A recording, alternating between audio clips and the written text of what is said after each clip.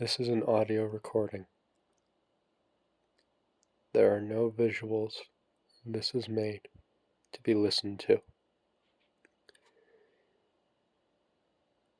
For best results, headphones or earbuds at all times are recommended.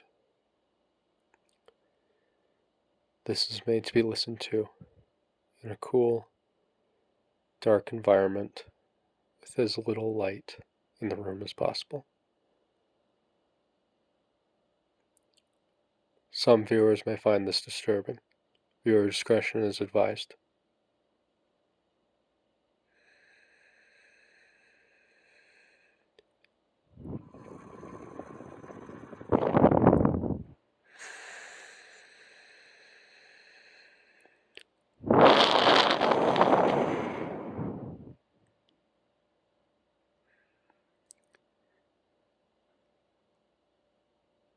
Thank you for returning to our exercises.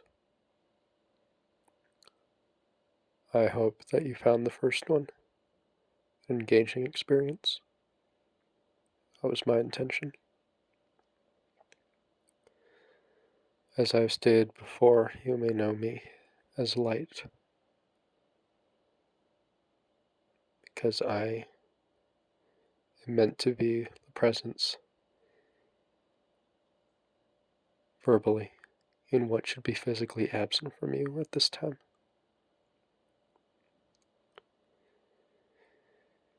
For tonight's exercise, I'm going to be confronting you with a much different topic than last time.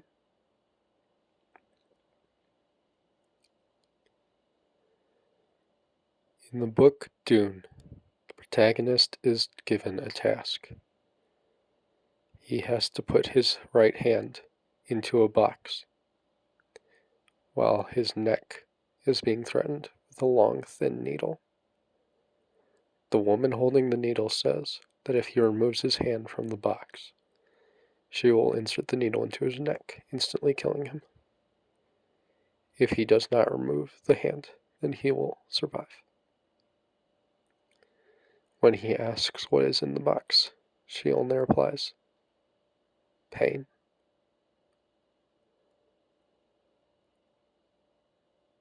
Before he was sent in for this task, his mother spoke to him. The most important thing she said: fear is the mind killer.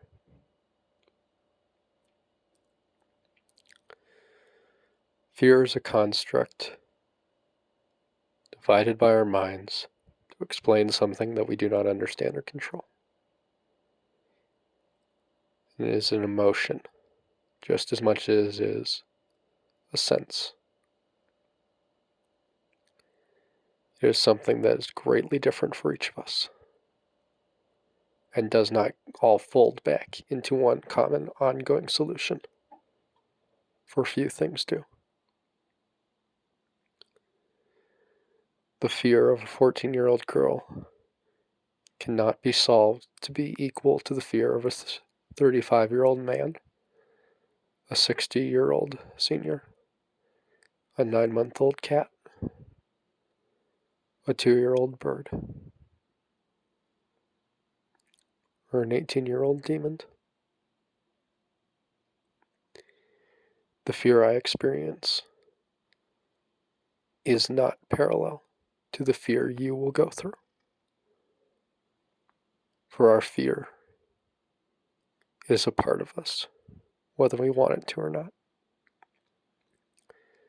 Fear takes a great deal of forms, and like many things we don't understand, fear is constantly misidentified. Fear can be split at its basic sense into two categories: anticipation and surprise. The first one is far more effective when being used to affect someone else. Anticipation is build up, us expecting the fear, the fear slowly growing into us until it is suddenly heightened. Surprise is the opposite. It is instantaneous. It lacks buildup. It is done quickly and deliberately to attempt a heightened fear all at once. But that does not mean they are both fear. It means that they are forms of fear. Consider jump scares. Were you scared by it? Or were you surprised by it? When someone jumps out at you and you do not expect it, whether they are scary or not, is your reaction to it actual fear or sudden sense or alarm, a danger triggering in your mind quickly? Anticipation works differently. Suppose you were walking down a hallway and you knew you were going to get jump scared by something. You didn't know what it looked like, but you knew it was going to happen. Yet you still have to walk down that hallway. What if the jump scare never comes? What if the only fear that happens is the fear you're building up in yourself, anticipating it, waiting for it to happen, wanting to get it over with like it's a band-aid to be ripped off, to feel that sudden burst of heightened pain, and then have it over with? Fear clouds your judgments. It keeps you from rational thought, from common sense, because your survival instincts flow into themselves.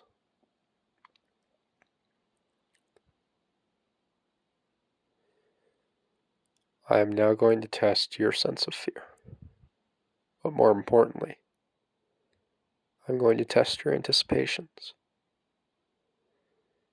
Please return to a similar state as I left you in my first recording. Go gently to your bed, make sure the covers are all neat, and lay down on top of them.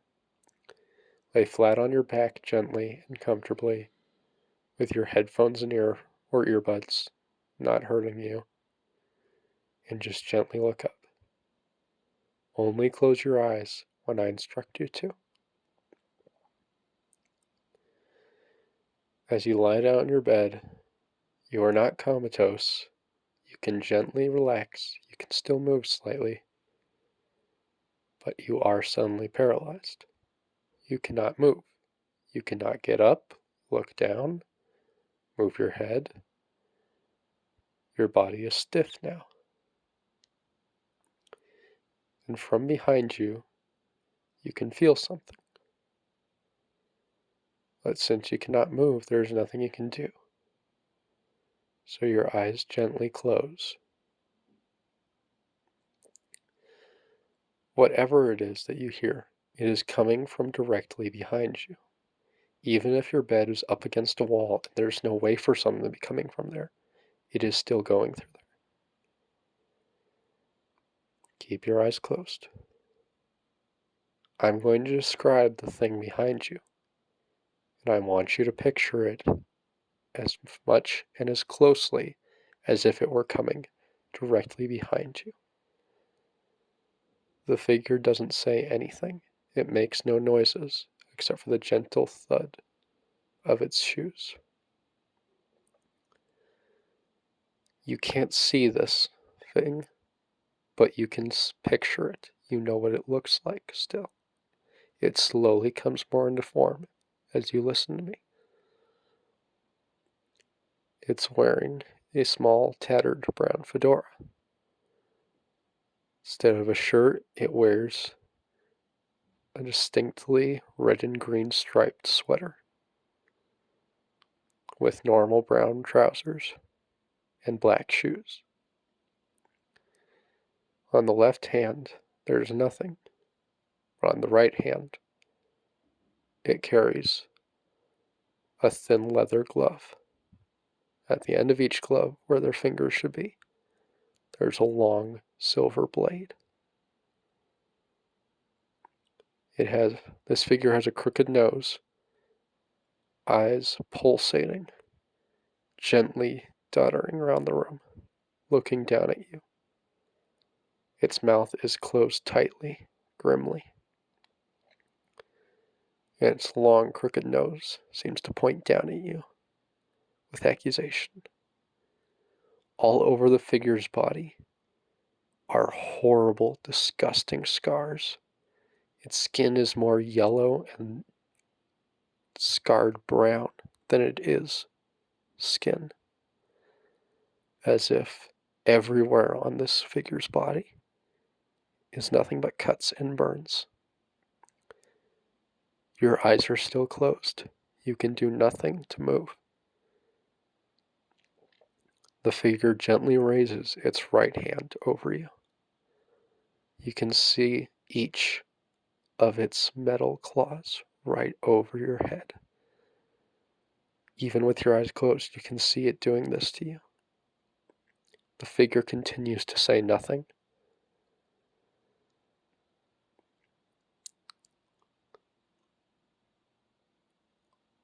I am going to count to 5. When I reach 5, the figure is going to lower its glove quickly onto your face. And then you will be able to open your eyes. You don't know what the glove will do to you. You don't know if it's real, if it will hurt you, if it will cut you, if it will kill you, if it will pass straight through you like a ghost, if there's nothing there at all. You have no idea what it's going to do to you. And you still can't see it. You still can't open your eyes to face it. You just have to trust me that that whatever happens to you will happen. And only at 5 will you be able to open your eyes. 1, 2, 3, 4, 5.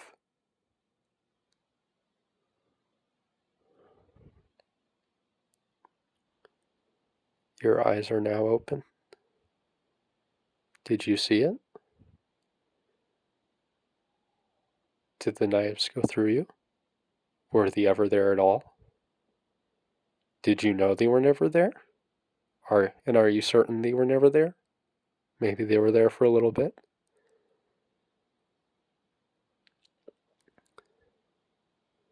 It is unlikely you were scared by that. But here's the issue with it. That wasn't the exercise. The figure I described to you should have been pretty easy to picture.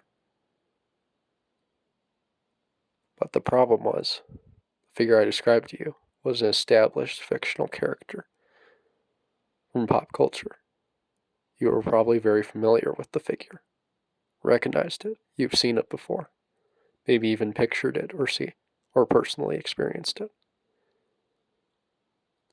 But if you were scared, then why were you scared by it? It is still a fictional character. It can't attack you, right? Go back to your position on the bed. Lay your head down gently.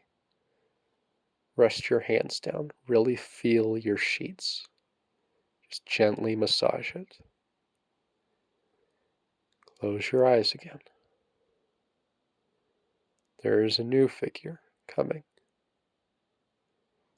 This time, it comes much slower.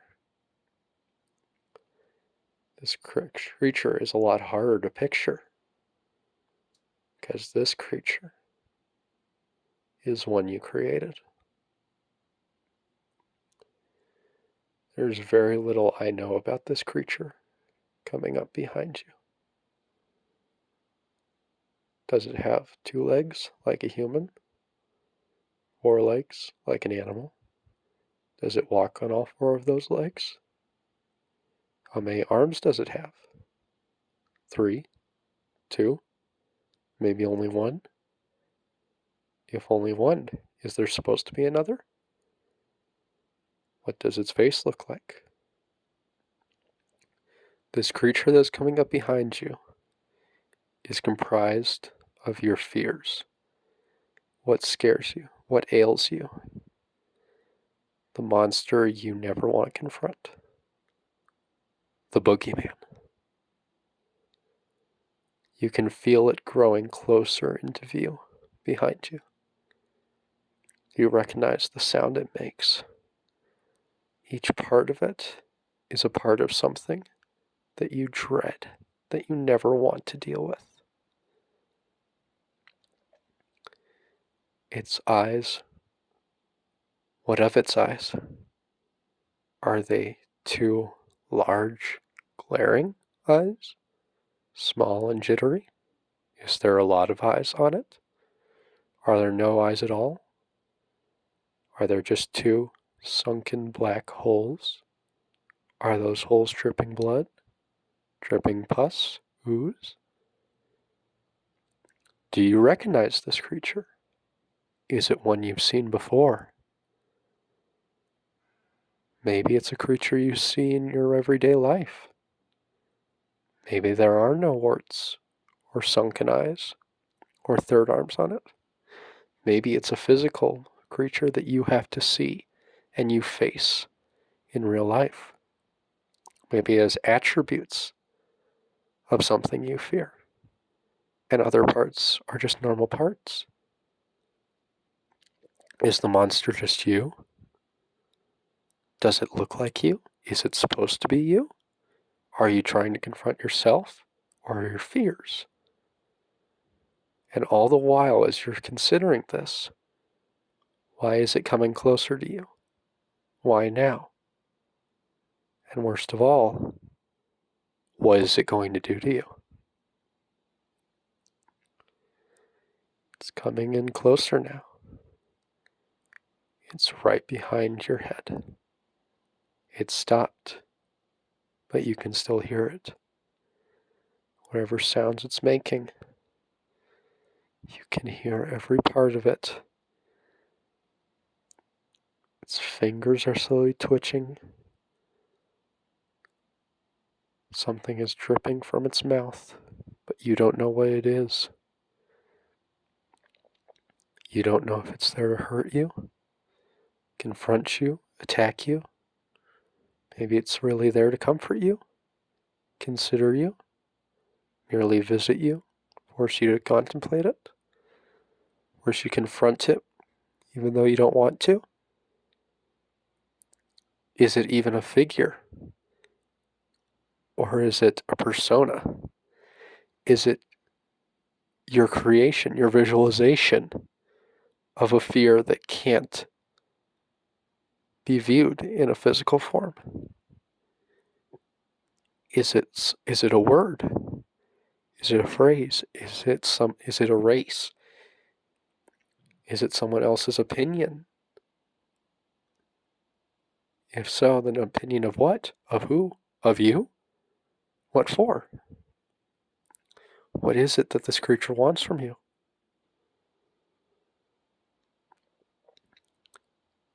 As you continue to sit there, you are unable to move. But this time you're tightening up a little. Your legs are starting to shake just a little bit. Your arms are a little twitchy, but you can't move them still. There's a very cold, slow run down your spine that you can't shake off. There are sins of something truly terrible crawling up and down your back, slowly confronting you. The creature is lifted, one of how many arms it may have. It gently scrapes the end of it across your cheek, and you can't see it, but you can feel that happening to you. What did that do to you? Did it leave a mark? Could you feel it? Was it cold, wet, warm, slimy, soft, sharp, deadly? Creature slowly lips itself over you. Its head, with whatever features it contains, looks straight down on you, and you can't look it in the eye and confront it. Your body won't let you. Your eyes are slightly watering now, but they're staying shut. Is the creature pleased by this? Can you see it smile? Does the smile communicate joy, communicate evil, communicate purity? Can you truly recognize any of this, or are you just assuming that based on its appearance? It's now lifting one of its arms directly over your head. You don't know what it's about to do to you. This time I'm going to count to 3. When I get to 3,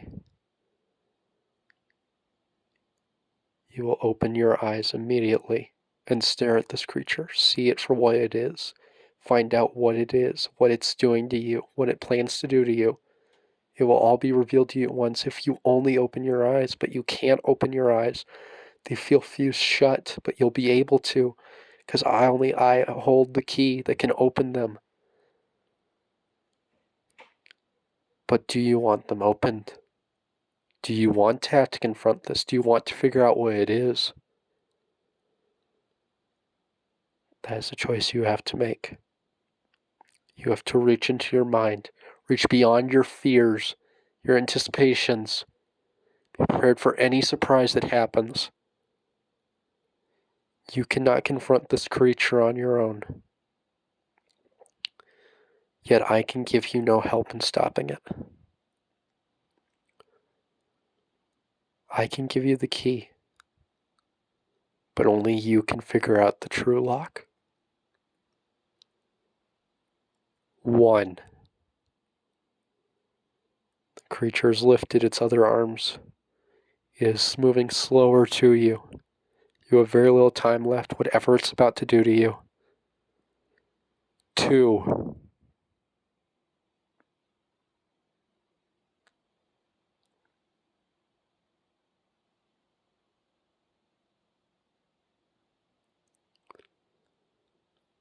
Wake up.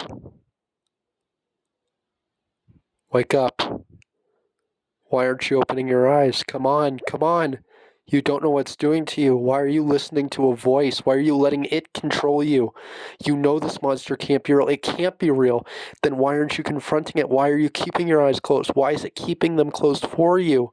Why can't you confront it? You know you can do it on your own. Why are you letting someone else choose that for you? Why are you letting someone else control your fears? Someone else is killing your mind. It's stopping you. It's creating more anticipation. It's choosing your fear. It's deciding what your fear is for you. Only you can choose what your fear is and stand up to it. But you can't. It's keeping away from you. 2.